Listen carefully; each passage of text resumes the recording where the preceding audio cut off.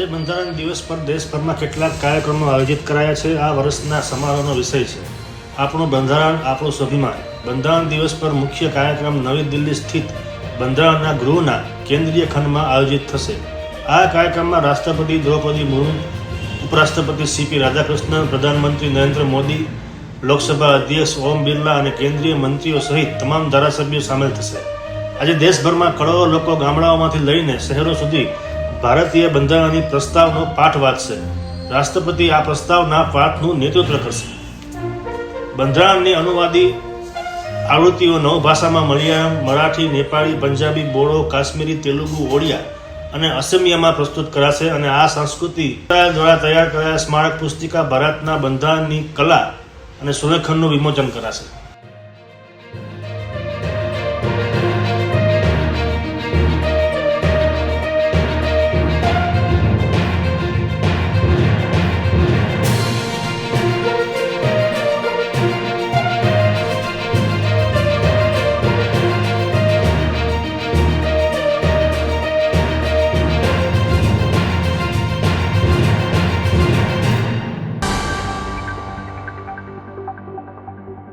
આવા રસપ્રદ સમાચાર જોવા માટે અમારી YouTube ચેનલને શેર, લાઇક અને સબસ્ક્રાઇબ કરો।